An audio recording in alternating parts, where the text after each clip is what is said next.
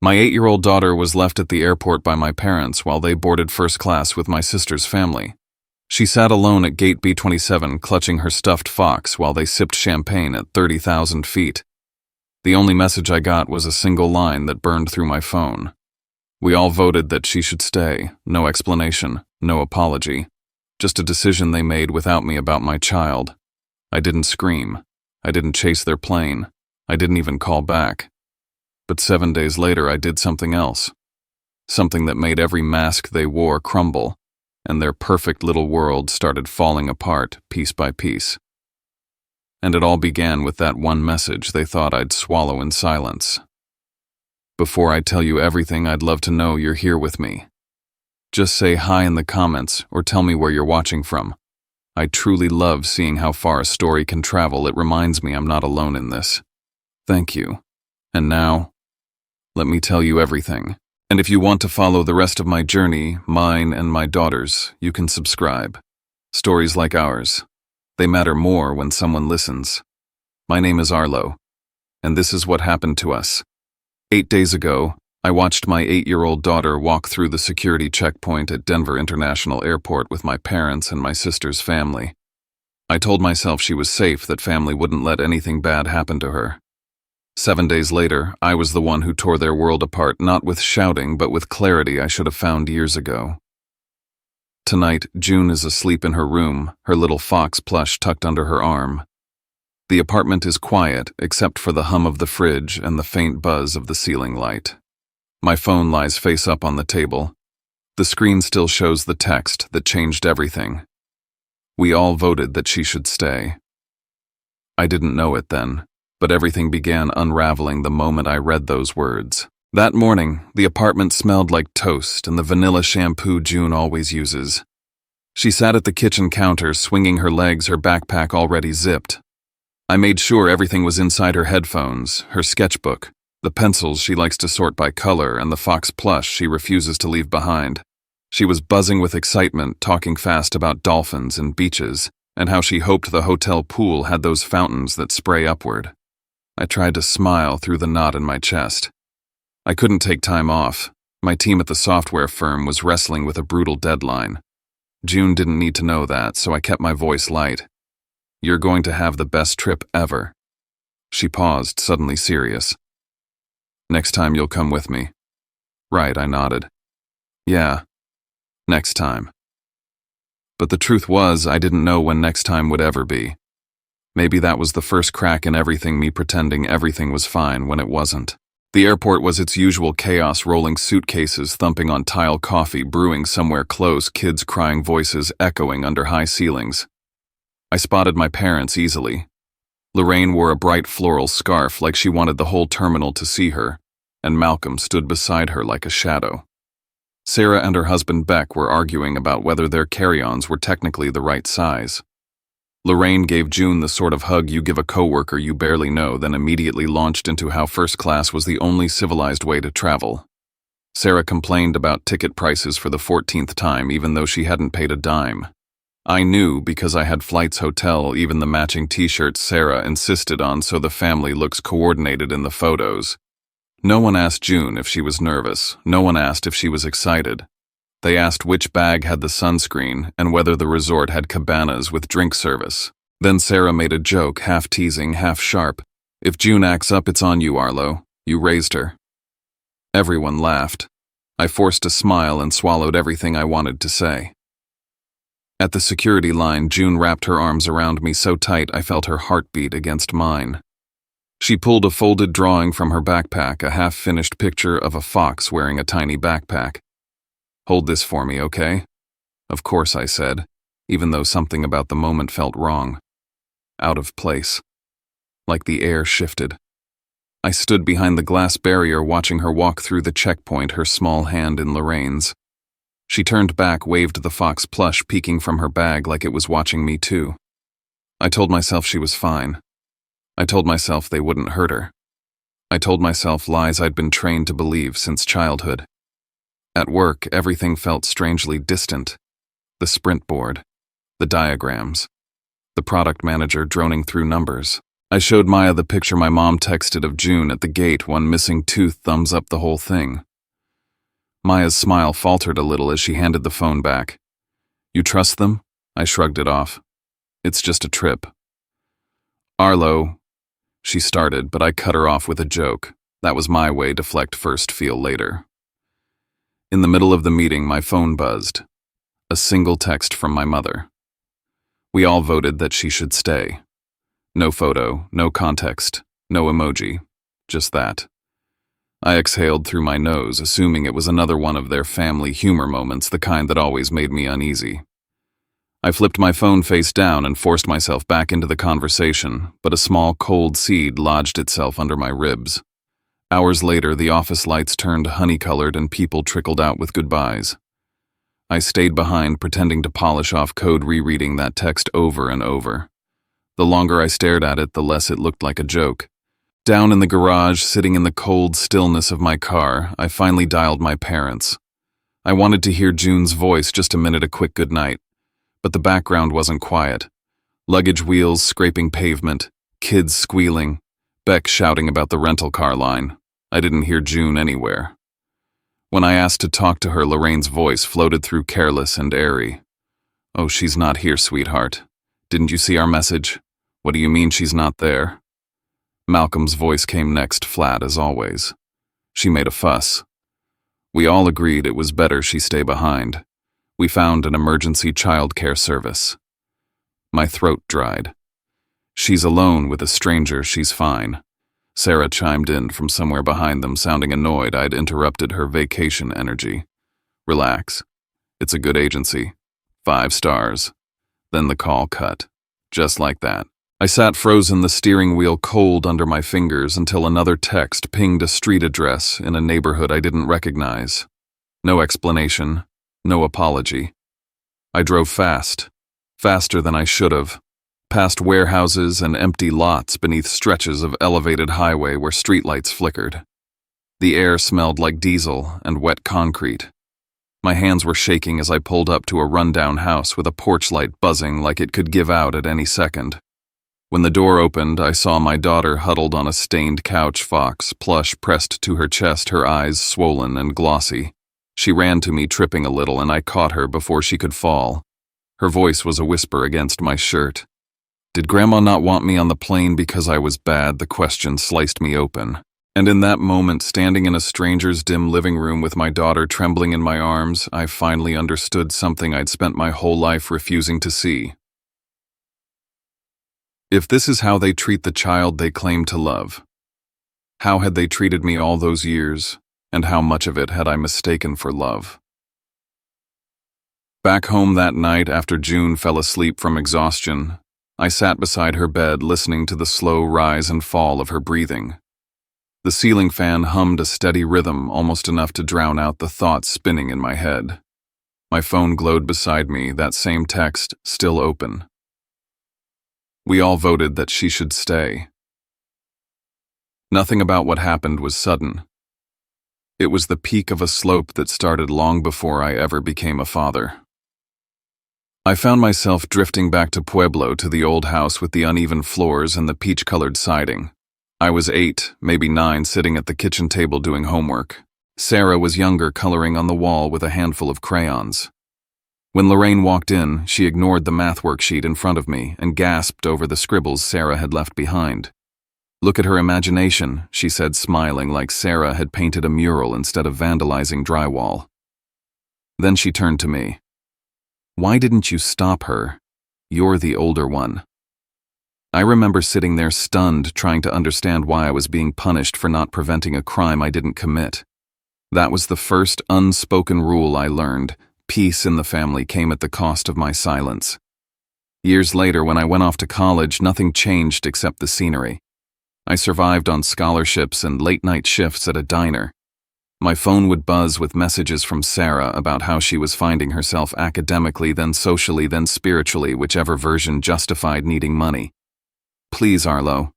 You're the only one I can count on. Every time Lorraine backed her up. She's sensitive. You're strong. She needs you. And every time I told myself I was being a good brother. After graduation, when I bought the Aurora house as a practical investment, Sarah called crying. We got kicked out. Just for a few months, I promise. I signed a simple lease, lowered the rent to something I knew they could pay, tried to set boundaries. They never paid the full amount. Not once. The excuses were endless: dental bills, job loss, stress. And each time I pushed back, Lorraine twisted the knife. You make more money. Family takes care of each other. Except I was the only one taking care of anyone. One Thanksgiving at Lorraine's house, I overheard Sarah telling relatives proudly, "Arlo lets us live in his property for free. He's always been generous." Everyone nodded like I was a saint. But the truth was, I wasn't generous. I was trapped in the role they'd carved for me since childhood, the responsible one, the one who absorbs the cost. Somewhere along the line, I also started noticing the small ways June was treated differently. At a cousin's birthday, she spilled a cup of juice, and Lorraine reacted like it was a catastrophe. 2 minutes later, Sarah's son knocked over a ceramic bowl, and everyone laughed about kids being kids. Lorraine bought expensive science kits for Sarah's children and gave June dollar store notebooks saying little girls don't need fancy things. I convinced myself I was imagining it. Until the airport proved I wasn't. Even Maya had tried to warn me. One evening after work, as we sat with coffee outside a cafe downtown, I mentioned helping Sarah with rent again. Maya looked at me not unkindly and asked, "Are you helping your family, or are you their safety net because it's easier than saying no?" I laughed it off. I didn't want to see the truth then. But now I couldn't unsee it. After tucking June in, I went to the bathroom. The mirror reflected a man I barely recognized. Tired eyes, shoulders always slightly tense, a face carrying decades of swallowed words. I realized I'd taught myself to exist around my family's expectations the way vines grow around a fence, tightly, obediently, and without room to breathe. Then I walked past June's room again. Her fox plush lay beside her, one little arm sticking out from the blanket, as if reaching for something. And it hit me with the force of a car crash. If I stayed silent, now I'd be teaching her the same lesson I learned, that her comfort didn't matter. Her voice didn't matter, that adults could do whatever they wanted as long as they called it family. I couldn't let that be her inheritance. I didn't know exactly what I would do next. But for the first time in a long time, I knew I wasn't going to keep playing the same role. Not for them. And definitely not at the expense of my daughter. I woke up after a night that barely counted as sleep, my head thick, my chest tight.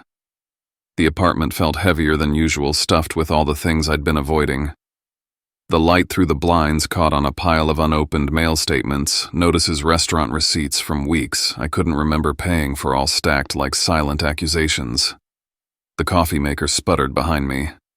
I stood at the counter, palms pressed to the cool surface, and felt an unsettling truth settle in. Almost everything in my life revolved around managing other people's needs. My parents' expectations, Sarah's emergencies, Beck's endless string of short-term setbacks. Even my own schedule bent around them. The only person whose needs I didn't account for was myself. And last night had proven something worse. I hadn't protected June from the same people who had chipped away at me for years. My phone lay on the kitchen island. I tapped it awake.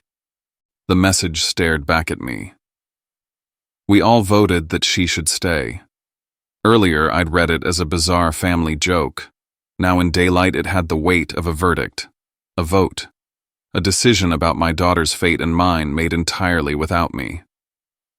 I saw the pattern clearly in our family. I had never been someone whose voice mattered. And it wasn't just about June. They'd been voting on my life long before I realized decisions were being made. When I declared my college major, Lorraine told me I should choose something stable enough to support your sister if she crashes. When I bought the house in Aurora, Malcolm smirked. At least Serafina has a place to fall back on. When June was born, they had a conversation without me about whether they should help raise her for a few years, so I wouldn't mess it up as a single dad. It hit me all at once. They'd always acted like my life was a group project and I was the only one expected to do the work. I opened my email to pay a few bills. That's when I saw the new credit card notifications, charges from a Florida resort, room service, cocktails, a spa add-on. All of it billed to me. At the exact same moment, my daughter was sitting alone in a stranger's house, clutching a stuffed fox she thought would keep her safe. My anger didn't flare hot. It cooled, sharpened. Something inside me solidified into a line I hadn't known I possessed. I sat at the dining table, opened my laptop, and began tracking everything: bank statements, transfers, contract photos, screenshots of texts from Sarah that began with "I hate to ask, but," and ended with me paying for something I didn't owe. I opened Excel and started typing numbers into tidy columns. Rent I discounted for 3 years, payments I covered, holiday dinners I funded, emergencies that weren't emergencies. And then the Florida trip, the trip where they left June behind but still used my card to celebrate their vacation. When the total appeared at the bottom of the sheet, I froze. The number wasn't just high, it was humiliating. Not because of the money, but because it represented years of believing this was normal, believing that love required endurance, believing that silence was the cost of belonging. A thought surfaced. If a stranger had done this to me and my daughter, I would have filed a report without hesitation. So why did I give my family a level of forgiveness I wouldn't give anyone else? I scrolled through my contacts until I found a name I only vaguely remembered: Callum Price. I'd met him once at a barbecue with my old co-worker Jason. Jason had introduced him as a lawyer who can turn a handshake into a contract and a contract into a judgment. My finger hovered over the call button. I hesitated only a second before pressing it. "Callum Price," he answered, clipped and neutral. I need help," I said. "I need someone to make 5 years of family debt into something they can't keep pretending is free." There was a pause. "Come by my office this afternoon. Bring everything." After we hung up, I walked to June's room. She sat on the floor, coloring a fox wearing a tiny backpack. She'd added a little trail beneath its feet, a path leading somewhere unknown. "Where's it going?" I asked. She didn't look up. Someplace people don't leave it behind. Her voice was small, steady. My decision snapped into place. I didn't need to shout. I didn't need to fight. I just needed to choose us. The chapter of being the responsible son was closing. What came next was something I never learned growing up: how to protect myself and the person who depended on me most. Callum's office was a clean glass and steel kind of place, the kind where the air feels colder because the walls reflect everything back at you. I sat across from him with a folder thick enough to be a memoir of all my compromises. He flipped through documents without expression: lease agreements, bank transfers, screenshots of Sarah's texts, the Florida itinerary. The childcare invoice from the night June was left behind. He didn't ask about feelings. He asked about dates, totals, signatures.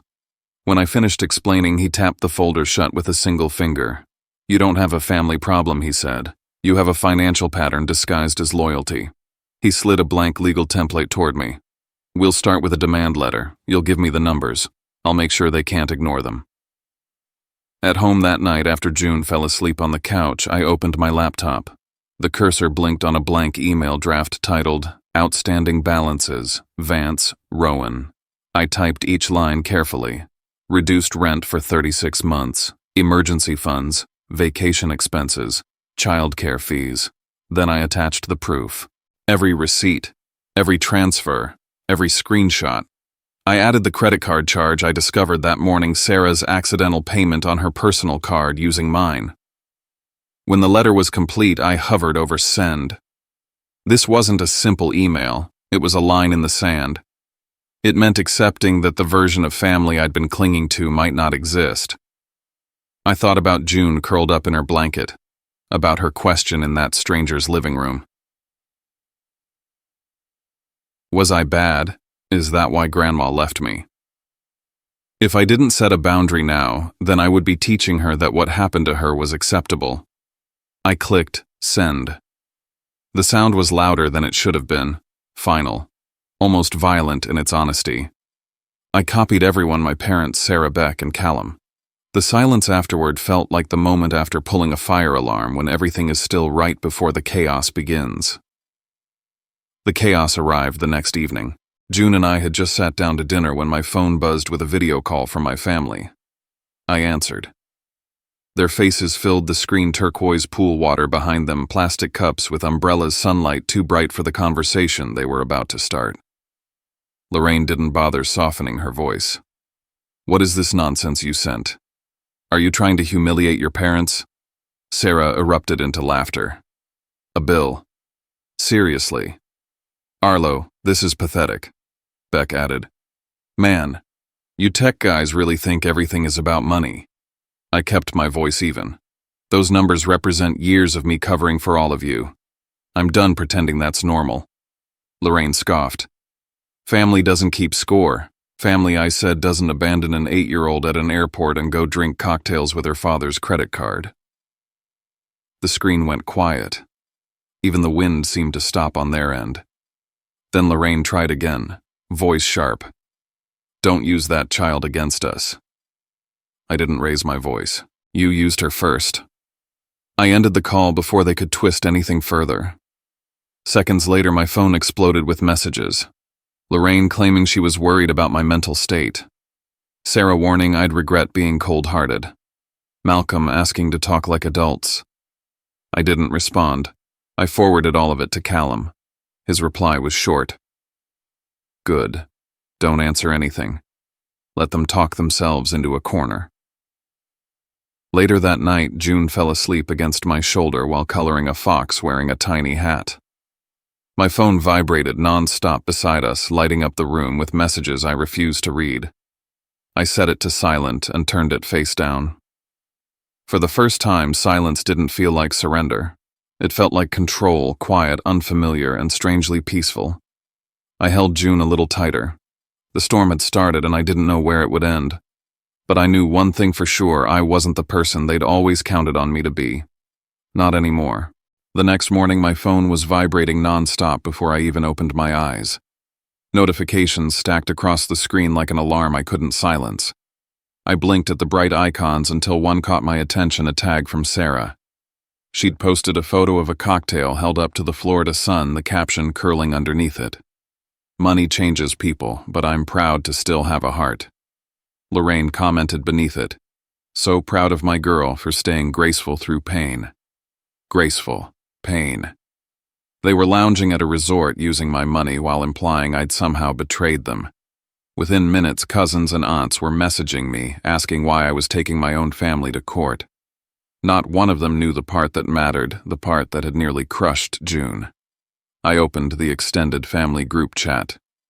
The scroll was a wall of self-righteous outrage. He's always been ungrateful. How could he do this to his mother? Imagine suing your own blood.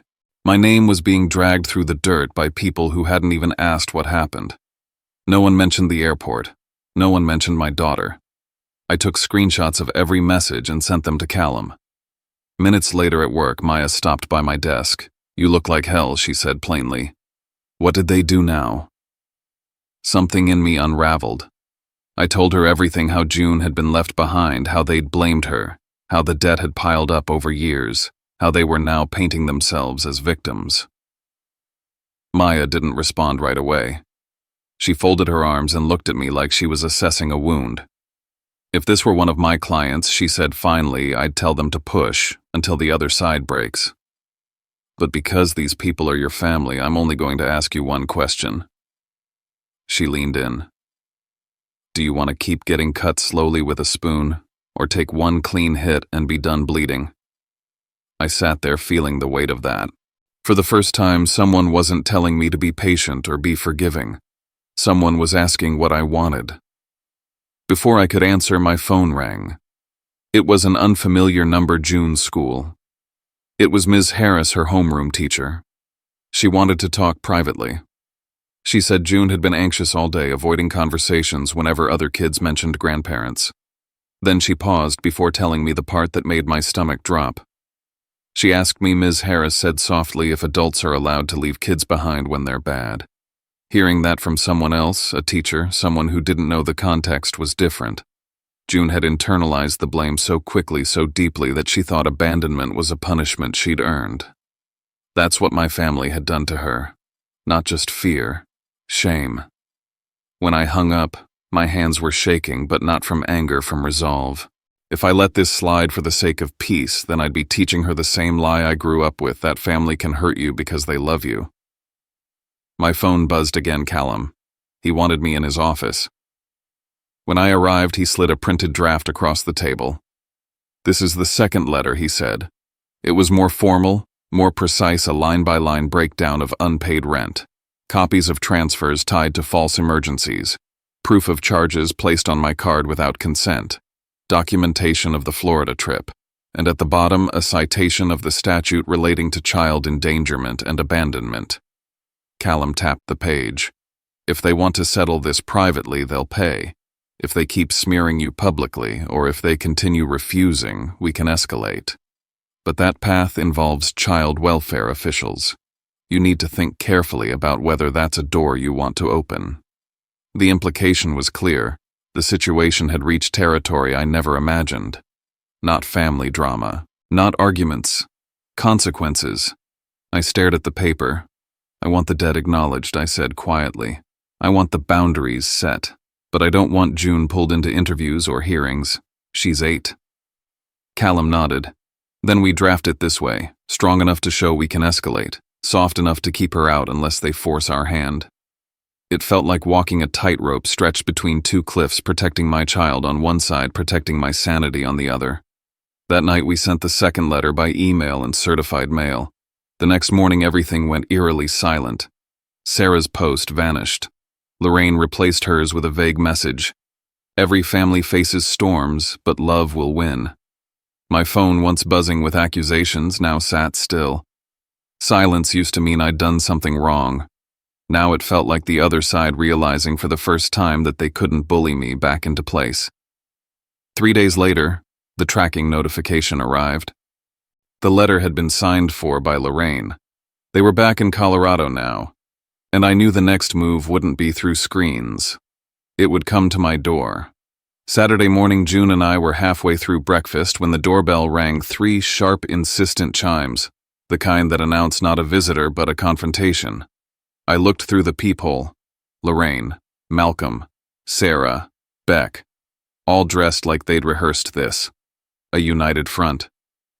"Go to your room, June," I said quietly. "Play your music. Close the door." She obeyed, worry in her eyes. I opened the door just an inch, blocking the frame with my body. "Sweetheart," Lorraine said, in a voice coated with sugar. "Can we come inside? The neighbors don't need to see family disagreements." "We'll talk here," I said. Malcolm inhaled deeply. "You're embarrassing us. Let us in." Sarah raised her phone recording. Beck crossed his arms behind her like backup. I understood immediately if they couldn't win privately, they'd try to win the public narrative. "You want to pretend this is your house?" Sarah asked. "Let's show everyone how you treat your family." I ignored her. Lorraine pressed forward.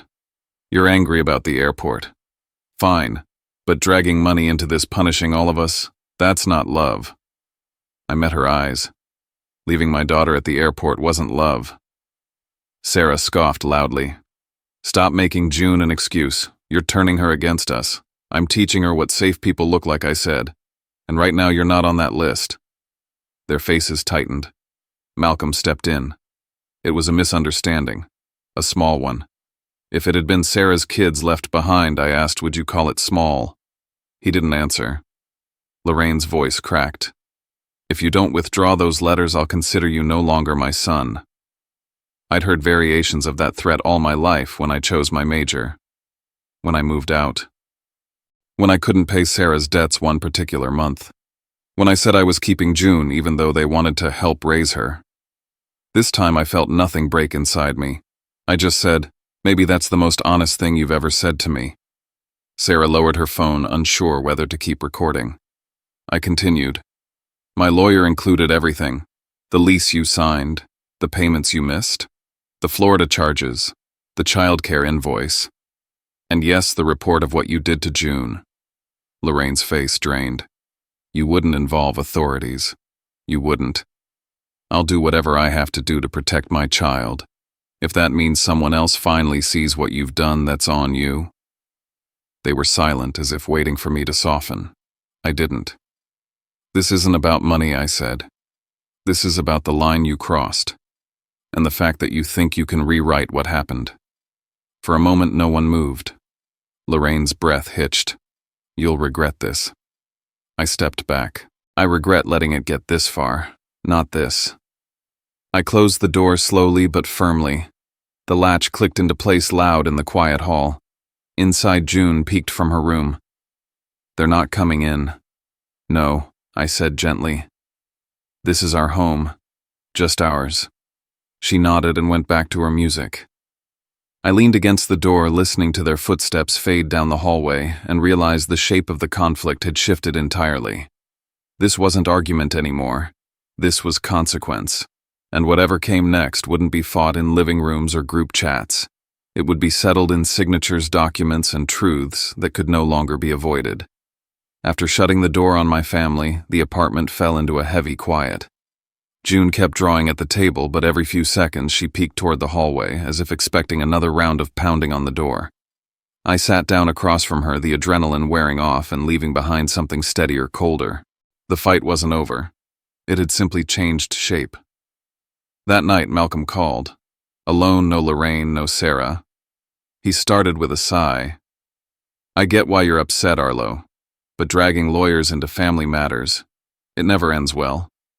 Maybe we can settle this among ourselves. I asked him one thing.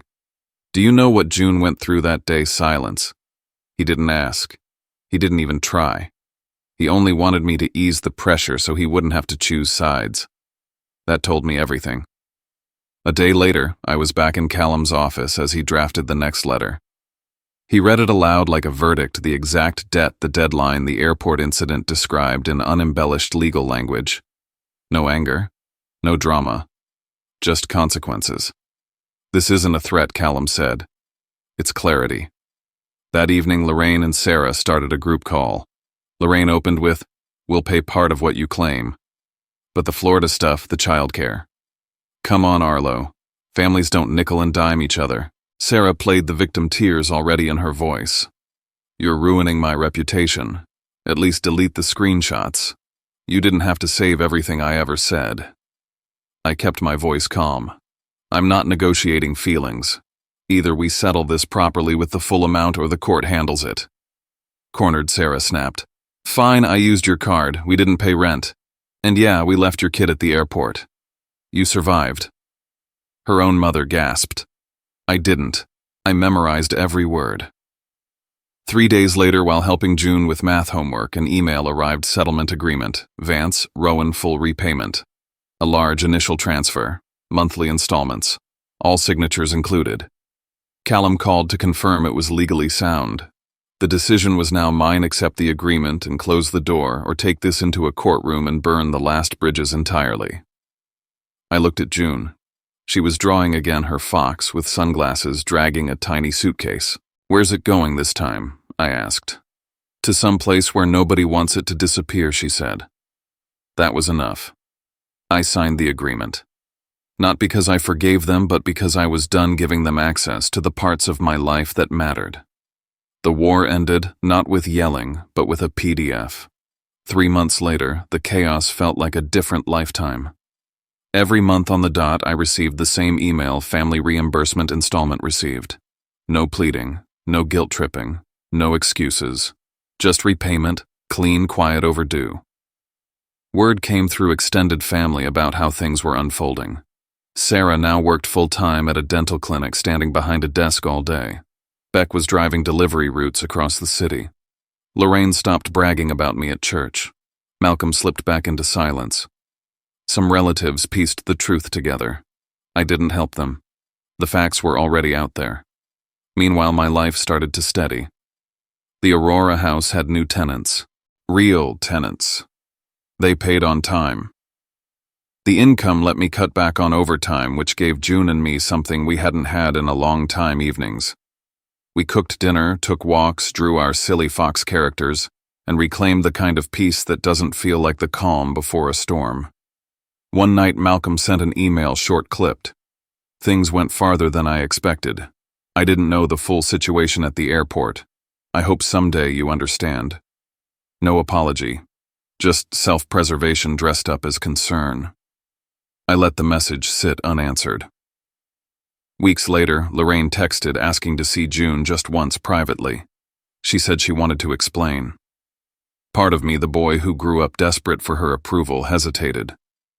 But then I remembered June's trembling voice in that stranger's apartment. Was I bad? I replied. When she is old enough to choose for herself, she can decide. My job right now is keeping her safe. That door stayed closed. One warm evening, June and I sat on the porch watching airplanes blink across the sky. She held up a new drawing. The fox, again this time, standing in front of a tiny house with two shadows inside. It's home now, she said. It's staying. For the first time in a long while, I believed her. I didn't save my old family, but I saved ours. And now I leave you with the only question that still lingers. If the people who call themselves family left your child alone at an airport and told you it was nothing, would you have stayed quiet? I didn't shout. I didn't beg. I put the truth on paper and let the consequences find their way home. Did I go too far? Or did I finally go exactly far enough?